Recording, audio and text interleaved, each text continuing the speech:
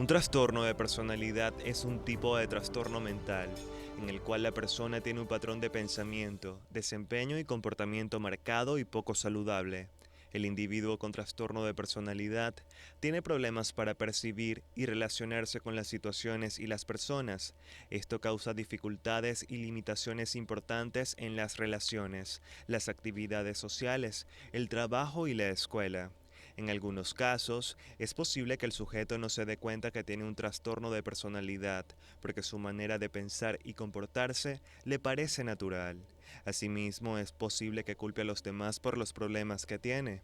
Los trastornos de personalidad generalmente comienzan en la adolescencia o la adultez temprana. Existen muchos tipos de trastorno de personalidad. Algunos tipos se vuelven menos obvios en el transcurso de la mediana edad. Bienvenidos a Noticias Globovisión Salud, 30 minutos dedicados para el bienestar de toda la familia. Les saluda como siempre Daniela J. Salas en nombre de todo el equipo técnico y de producción que hace posible que este espacio llegue hasta sus hogares. El día de hoy vamos a hablar sobre el trastorno de la personalidad. ¿Quieres saber de qué se trata? Así que acompáñenos en este espacio el día de hoy. Nos estará acompañando el doctor Gilberto Parmes. Él es psiquiatra y además anestesiólogo. Un gusto recibirlo, bienvenido. El gusto es mío, buenas tardes, gracias. Un gusto también recibirlos a ustedes a través de Instagram Live, las personas que se están conectando a través de la cuenta @DanielaJSalas y también por @salud_gb nos puede escribir. Vamos a hablar, doctor, sobre el trastorno de la personalidad, porque este término se tiende a confundir mucho. ¿Qué es realmente el trastorno de la personalidad y cómo diferenciarlo? Ok, fíjate, para poder hablar de trastorno de personalidad o trastornos de personalidad, primero que nada tenemos que saber qué es la personalidad. Por supuesto. ¿Ok? La personalidad se define como este conjunto de rasgos emocionales y conductuales que definen o caracterizan a una persona, ¿ok? Y que se sostienen en el tiempo y que incluso son predecibles. Los demás saben cómo puede reaccionar una determinada persona, un determinado individuo, dependiendo de la circunstancia. Es bastante predecible. Entonces son características que un individuo lleva como de marca y que ya tú sabes más o menos que esa es su personalidad. Eso es importante saberlo. El trastorno de personalidad precisamente consiste en un conjunto de rasgos también de personalidad que, emocionales, conductuales, que se salen, ¿ok?, de lo que el común denominador normalmente maneja como normal, valga la redundancia, ¿ok? Es decir, las expectativas que tiene el medio o el entorno que rodea a esa persona no son cubiertas por este individuo porque tiene conductas que tienden a ser muy disfuncionales o muy disruptivas. Para el individuo, generalmente, el error no está en él, el error está en el medio externo. Y por eso es que es bastante complicado que un paciente con este tipo de trastornos pueda buscar ayuda. Si la personalidad se va formando también por las experiencias que vamos teniendo desde el momento del nacimiento y durante el crecimiento hasta llegar a la etapa adulta, los trastornos de las personalidades también son a través de experiencias. Correcto. De hecho, en efecto, por poner un ejemplo, en el trastorno disocial de personalidad, eh, cuando tú haces un estudio de la infancia del individuo, en efecto ha habido carencia de figuras de autoridad, figuras que representen precisamente, digamos que ese marco de límites y de reglas, de normas que tienen que ser cubiertas y que tienen que ser cumplidas para tú poder desenvolverte normalmente en la sociedad, ¿no? Por poner un ejemplo. Entonces sí, pueden verse aspectos ya de la infancia, de crianza, que de alguna u otra manera van moldeando, ¿ok?, este tipo de trastornos o estos trastornos.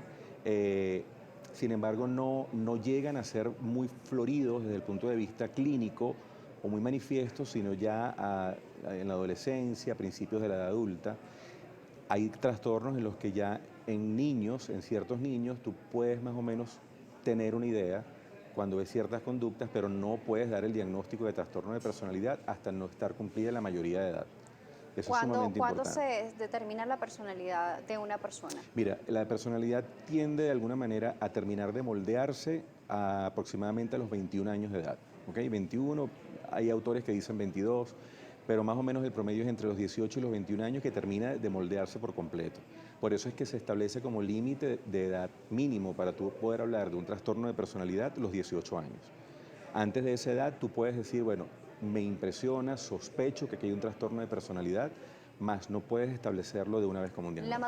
¿La madurez tiene algo que ver con la personalidad o son cosas totalmente distintas? Fíjate, la personalidad influye en cómo tú asumas la madurez o no, ¿ok? De qué manera tú llevas la madurez. Una persona que pueda ser, digamos que a lo largo de su vida ha sido una persona muy pueril, muy infantil, probablemente en el momento en que tenga que asumir situaciones que son propias de una persona que ya debería estar en madurez o en un periodo de madurez, no las va a asumir como tal, va a asumirlo de una manera precisamente muy infantil, ¿ok?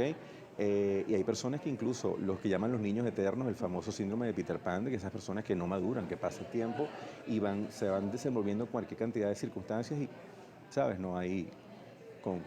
Doctor, con respecto a los trastornos de la personalidad, ¿cuántos están descritos? Mira, fíjate, se habla actualmente, desde hace un buen tiempo, están descritos 3 grupos principales de trastornos de personalidad, ¿ok? O los famosos clústeres de personalidad. Está el grupo A, donde se describen, donde encontramos aquellos trastornos llamados los trastornos raros o extraños, ¿ok? Donde encontramos el trastorno esquizotípico de la personalidad o de personalidad esquizotípica, el trastorno esquizoide de personalidad y el trastorno paranoide de personalidad. Esos 3 constituyen el grupo A. Luego viene el grupo B, es el llamado el grupo caótico, el grupo dramático, ¿ok? Que es donde encontramos el trastorno de personalidad borderline o limítrofe, el trastorno disocial o de personalidad disocial, y encontramos el trastorno histriónico también de personalidad, que definitivamente son de este grupo, de los 3 clústeres, son como los más complicados de algún punto de vista clínico e incluso de tratamiento. Y el último grupo es el grupo C, donde encontramos a los ansiosos, a los que son más nerviosos, por decirlo de alguna manera, que son el trastorno evitativo de personalidad, el trastorno dependiente de personalidad también, ¿ok? Y el trastorno obsesivo de personalidad. Hay unos que están descritos como, que están como todavía en periodo de definición, que son el trastorno depresivo de personalidad y los trastornos inespecíficos. Hay personas que incluso tienen características de varios trastornos de personalidad. Entonces ahí hablamos de un trastorno mixto de personalidad. Vamos a ver en la próxima parte cuáles son las manifestaciones más comunes de estos grupos para poder diferenciar también, además, cómo se hace el diagnóstico, porque sin duda alguna se tiene que hacer una revisión de este paciente en la parte psiquiátrica y si se puede controlar de alguna manera, si existe alguna forma de revertirlo, si esto realmente existe de alguna manera, ya que está ligado tanto a la personalidad. Vamos a una pausa. Gilberto Parma nos seguirá acompañando en la próxima parte, médico, psiquiatra y también anestesiólogo. Recuerden nuestras cuentas, @salud_gb, @Daniela J. Salas, la cuenta de nuestro especialista, en Instagram, @GPS247. Ya regresamos.